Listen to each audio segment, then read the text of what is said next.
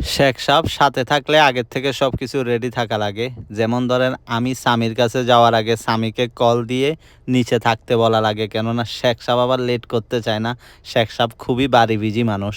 রাতের বেলায় বিল্ডিং এর কিছু কেনাকাটা থাকে, সেগুলো এবং শেখ সাহেবের দোনোটা কাজ একসাথে শেষ করা লাগে। সো সেই জন্য শেখ সাহেব একটু রাগ থাকে আমার উপর। রাগ থাকলে কিছু করার নাই, বসে আমাকে যেভাবে বলছে আমি সেভাবেই করি। চলে গেলাম সবার আগে কেনাকাটাগুলো শেষ করতে। রাত অনেক হয়ে যাচ্ছে, 10টার দিকে আবার বন্ধ করে দিবে। বন্ধ হয়ে গেলে সমস্যা, সকালে কাজ আছে জিনিসগুলা। সো আগে আমাকে জিনিসগুলা নেওয়া লাগবে। এর মধ্যে আবার বালির কিছু অর্ডার দেওয়া লাগবে। বালির মক্তব আর এমনি জিনিসেরটা আলাদা। সো এখন বালির অর্ডারটা দিয়ে আসি গিয়ে। এই পুরো এরিয়াটা একজনেরই, মানে আলাদা আলাদা ভাগ করা, বিভিন্ন সেক্টর ওরা ভাগ করে রাখছে।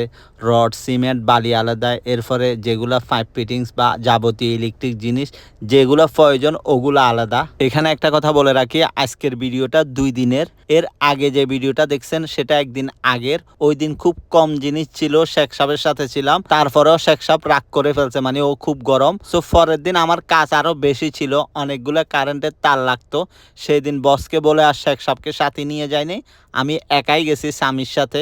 কেননা অনেকগুলা তার, অনেক সময় লাগবে, সবগুলো বুঝে নেওয়া লাগবে, আবার ওগুলা বিল্ডিং এ গিয়ে নামানো লাগবে। সো সময় তো যথেষ্ট লাগবে, সেই জন্য আর শেখ সাহেবকে নিয়ে নেই। অর্ডার দিয়ে চলে আসলাম স্বামীকে নিয়ে গোডাউনে তারগুলা রিসিভ করার জন্য।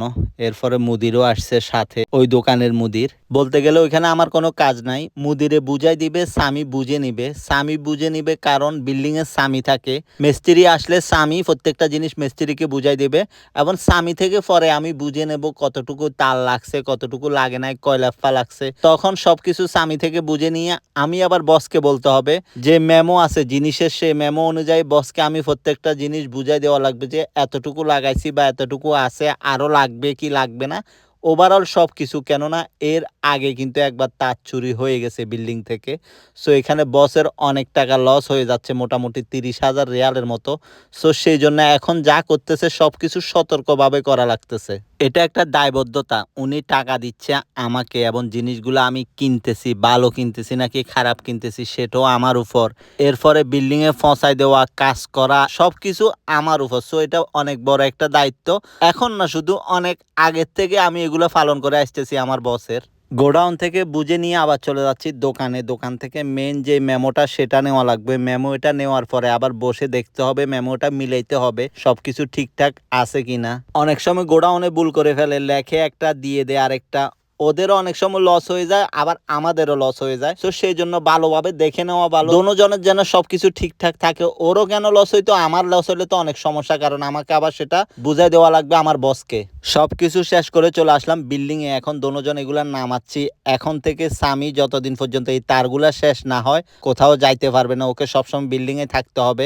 আজকে শেখ সাহেবকে আনি নাই, ভালোই হয়েছে। মোটামুটি আমাদের 2.5 ঘন্টা চলে গেছে। শেখ সাহেব 2.5 ঘন্টা কখনোই অপেক্ষা করতো না, সো আরো ফেরেশানি দিত।